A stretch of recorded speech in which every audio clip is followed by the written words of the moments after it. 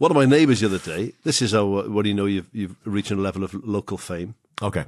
On your own street. About 6 months ago, well, she doesn't live on our street. Okay. About 6 months ago, possibly more, mother-in-law said, that dog is in our garden again. It's done it before, right? I haven't got a dog, right? Yeah. So for me, it had as well. So I saw the owner sort of walking up the street opposite me. Yeah. I said, a dog's obviously not on a lead. I said, excuse me, turned around. Yeah, I said, your dog's just been to the toilet in my garden. Did you say been to the toilet? Well, I didn't say it at first. Did you not? Oh, No, well no. done. Oh. I said, he's been in my, she went, oh, he hasn't. I said, well, he has. I said, we just saw it. Because that wasn't me. And it has happened before. Yeah. She said, oh, well, I'll come back and pick it up then. He's just been, he's usually on the lead. I said, all right, fine. I said, you're going to come back and pick it up, you? She didn't, right? So anyway, I picked it up, chucked it in the bin. Posted it through a letterbox. If I'd known where she lived, I would have, right? So then 2 days ago, I'm there. I'm out with the front garden. I haven't seen her since. She's there with her, been on her phone. Dog, not on a lead, running around the road, running into people's gardens, whatever. The dog runs into the garden opposite. There's a lovely old couple living there. They really look after their garden. I can see the dog go behind the hedge. I think he's having a shit in that garden, right? I said, excuse me. I said, do you want to keep your dog on a lead? Or stop and go into other people's gardens? She went, what? I said, your dog. Oh, where is he? I said, he's in that garden over there. I said, and before, he said he came into my garden and you were going to come and pick it up, remember? She went, oh, no, and then she said, he's changed now, right? He's changed. Then the dog runs at me and she says, oh, look, he's trying to say sorry to you. I said, I don't think he's that clever. Right? And then she goes, what's your problem? I said, my problem is you let your dog everywhere all the time. She goes, oh, you fat. She goes, oh, you fat.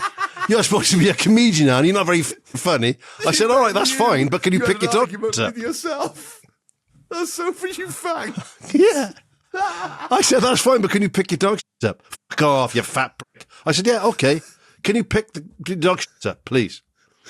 Just pick your dog up. You want to fuck off.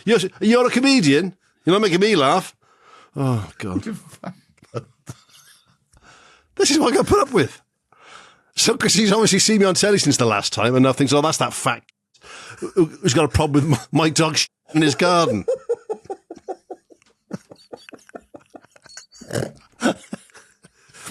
I think you're on mute, Al. I can't hear you, Al. I think you're on mute. Oh, sorry, I muted myself. What's really interesting is that Mike I wish she muted herself. Has got a terrible cold, but being animated about social justice and local justice and dog has basically reduced all of his symptoms. He's now the picture of health. I love the idea of you like having. I'm the bad guy in this. Yeah, I know. No, you're not the bad guy. But just going from the dog trying to say sorry to you. Off you fact. It's literally the next sentence. It's such a quick switch. It's the next sentence. He doesn't do that anymore. He's coming to say sorry to you. It's like, what? He doesn't do that. We've had a My chat. dog's changed, My dog's changed, you. Don't get me wrong, Spaniels are clever for a dog, right? But he's not coming over to apologise. Hi, Mike. It's Mike, isn't it? Hi. Hi. I may have seen All right, Sammy. before. I just want to say sorry. Sorry, but I've changed. Sorry. Listen, sorry about the garden the other week. Yeah. I tend to do it in public toilets now.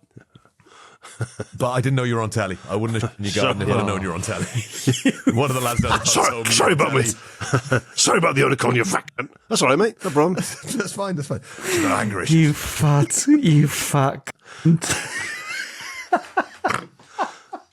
Magic, isn't it?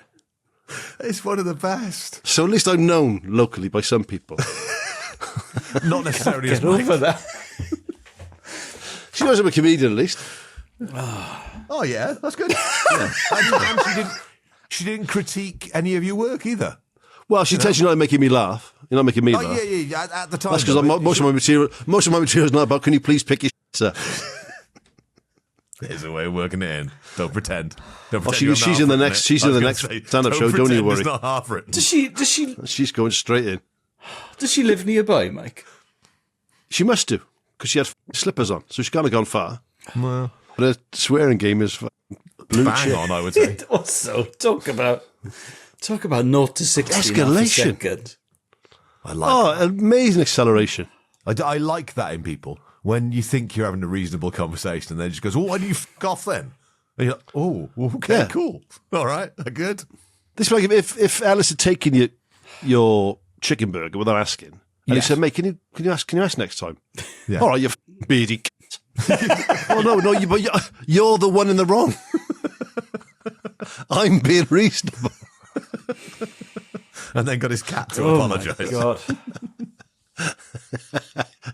Yeah. Tell him, Tiddles. I don't take chicken burgers anymore. Tell him. I cannot wait to tell Izzy that. Yeah. Imagine. That's made my It's day. nice to be known, isn't it? It's nice to be known. Made my day. That's the best thing I've heard all summer.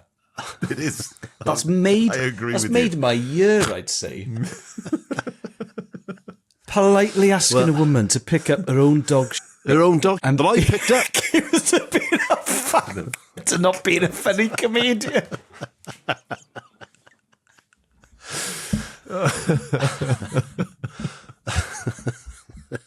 And the worst thing was, she's right on both. She's such two nerves in one go. Yeah. I mean, she might have no manners, but goddamn, she's perceptive.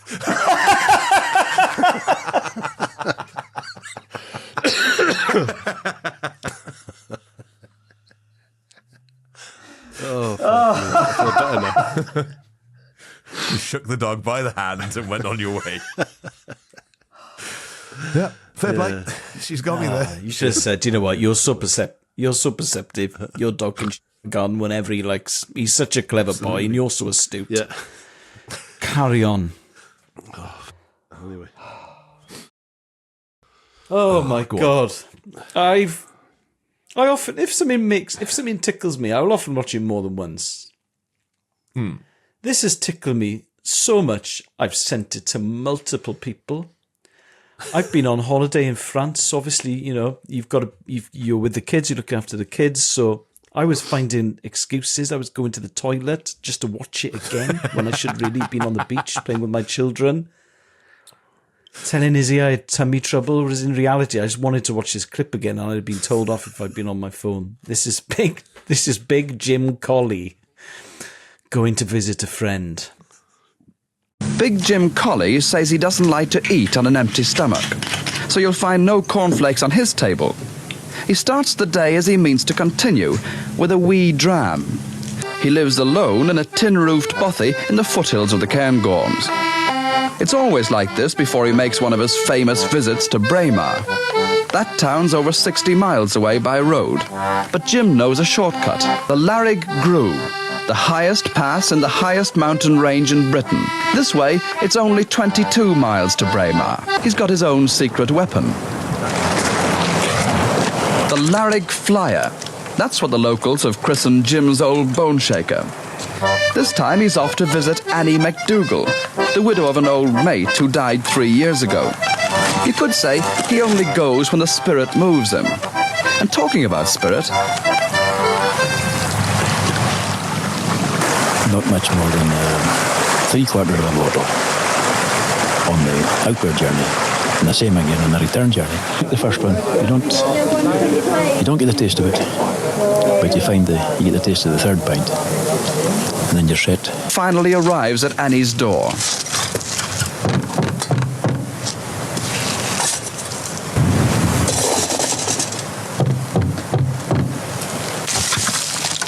Annie's not in. Now, Absolutely brilliant. there are the headlines, obviously. He lives on his own in a bothy. He doesn't believe in eating on an empty stomach, and so he has a wee dram of whiskey straight away. Then he plays the accordion. He wants to visit his best mate's widow, which by car is 60 miles away. But His deceased best mate. Pardon?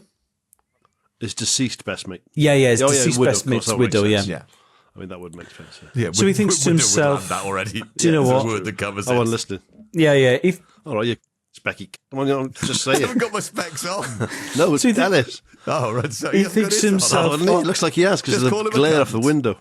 He thinks to himself, all right, okay, I'll go Oh my God, he thinks, okay, there's a faster way. I'll go across the Cairngorms on my old bike that hasn't got suspension like a modern mountain bike. It hasn't got multiple gears like a modern mountain bike. And not only does he ride some of the most inhospitable, dangerous terrain, The highest mountain path in the UK. that Britain has to offer, he does it pissed because he's hidden bottles of whiskey Progressively en more route. pissed. So he gets progressively more pissed. I showed this to my friend Bobby, who loves mountain biking, and Bobby said the thing with drinking is drinking makes you ride further, and so, but also the sort of the drunker you are, the further you go. So you just keep going when you're pissed, and it must take him hours. Yeah, but the across old that Tour de terrain. France boys would have a glass of wine. They wouldn't store like 15 bottles of whiskey en route. Halfway up Alpe d'Huez. So what was it? What was it that? Oh yeah, this is what Bobby said. I love it. You can definitely ride further when you're full of booze, and you can definitely drink more when you're riding a long way. So it's a sort of, it's the double edged, it's a sort of double edged thing. Anyway, it must have taken him hours to get to hours and hours and hours. Do they say it's like 5 hours or 6 hours? I mean, It's 22 miles, right? So it's even on a road, it's a fair old trek. But on that kind of terrain, it must have taken him hours. He stops in the pub for 3 pints. He claims that he can't taste the first 2. And it's the third one he really enjoys. He then gets to his deceased best mate's widow's house, knocks on the door. She's not in. that's the best bit. That is the climax for me. The thing with it, right? I got sent it by a mate who said this would be amazing for Distant Pod.